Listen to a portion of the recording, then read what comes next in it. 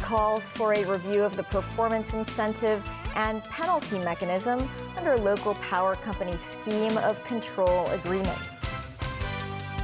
No more free COVID booster shots for non-high-risk people in the city.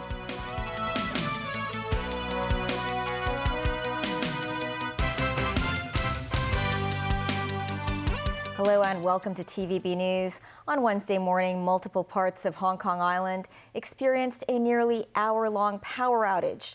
The power firm responsible for the disruptions could actually be rewarded some $5 million for timely power restoration. On that, some lawmakers have called for reviews and recalibration of the current mechanism. Jackie Lin reports. According to Hong Kong Electric, an equipment fault during their circuit maintenance was to blame for the widespread power outage on Hong Kong Island in the early hours of Wednesday. The blackout lasted 48 minutes, with more than 100 reports of people being trapped in lifts. But under the scheme of control agreement signed between the government and the city's two power companies, the firms could be rewarded for timely restoration of grid supply within 65 minutes.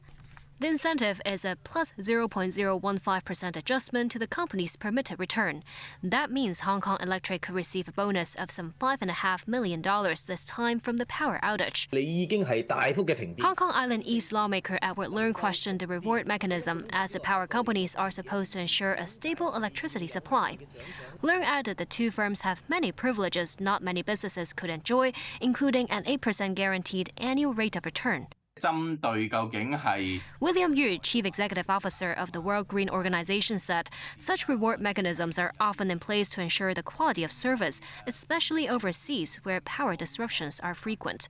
Still, he said the system should be fine-tuned, under which power firms should only be rewarded when the outage was caused by external factors such as typhoons, but not those triggered by human errors.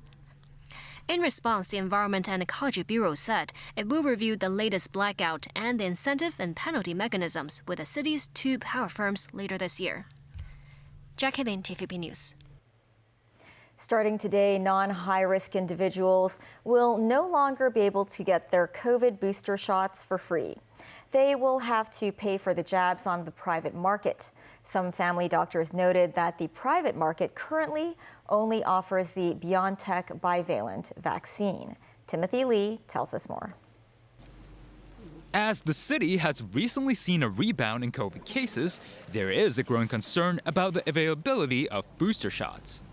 Having earlier taken the suggestions of medical experts, the government will offer free booster shots for high-risk group members, including people aged 50 or above, those suffering from chronic health conditions, individuals aged 6 months or above with a weak immune system, pregnant women, and medical personnel.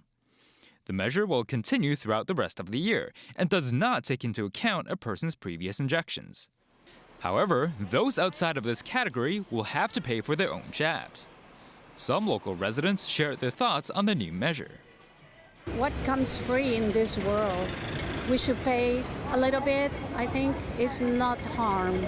And we should just take care of the elderly, maybe the youngest, the one at risk, and the rest. Hey, come on. It's not like 10,000 for a shot. As they're asking you to pay, and yeah. It's definitely going to affect it. I think most people have reached a stage where, hell, it's just another thing like flu or whatever. So I don't think people are going to rush out to get more boosters, personally. Studies conducted in the U.S. showed that compared with unvaccinated individuals, those aged 65 or above who received the bivalent jab have a 22% COVID prevention rate. People aged 8 to 49 have a prevention rate of 43%, and those aged 50 to 64 at 28%. General surgery specialist Dr. Samuel Kwok pointed out that there remains a challenge for authorities to categorize residents into the high-risk group, since there are many young people who may suffer from chronic illness. He added that the scheme is mainly meant to incentivize residents to get the booster shot. Several family doctors have reminded residents that the BioNTech bivalent vaccine is the only option on the private market, and that the Sinovac boost jabs are not yet available. Some in the private market stress that the price of a bivalent jab remains at $1,000 to $2,000. Timothy Lee, TVB News.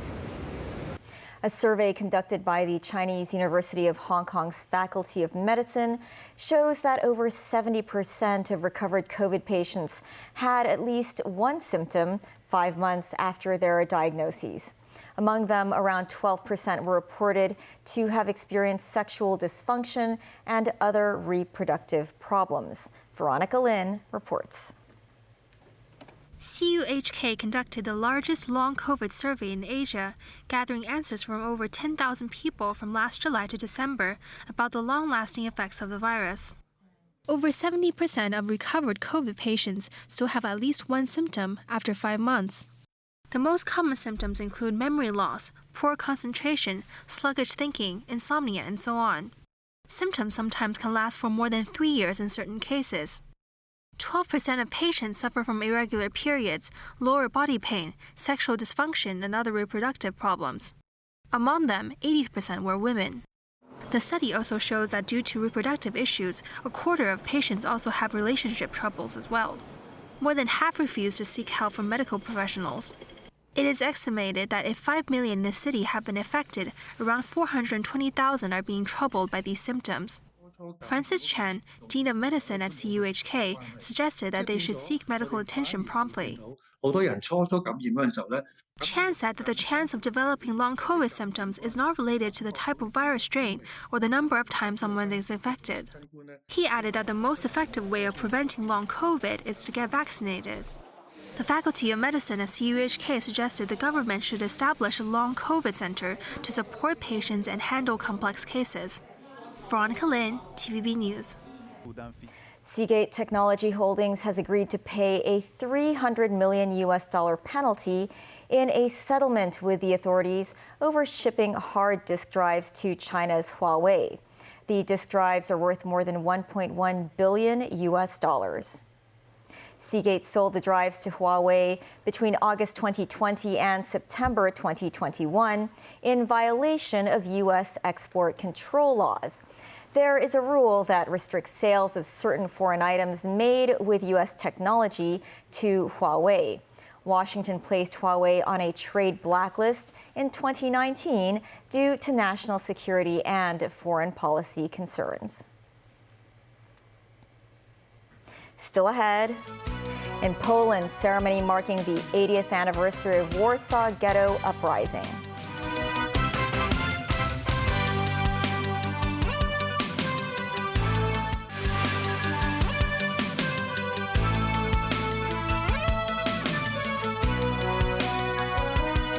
Welcome back. The United Nations has officially expressed concern to the United States over U.S. spying on the World Body's Secretary General, Antonio Guterres, and other senior UN officials.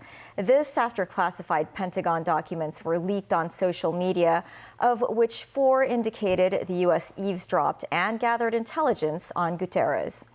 Meanwhile, Jack Teixeira, accused of leaking the documents, appeared in court again on Wednesday. Tracy Furness reports. The Massachusetts Air National Guardsman charged with leaking the highly classified military documents made a brief court appearance in Boston Wednesday. The hearing was to determine whether 21-year-old Jack Teixeira should remain in jail while awaiting trial, but the hearing was delayed to give the defense more time to prepare. Meanwhile, 4 classified intelligence documents reported that the U.S. eavesdropped and gathered intelligence on UN Secretary General Antonio Guterres and other senior UN officials, according to the Washington Post.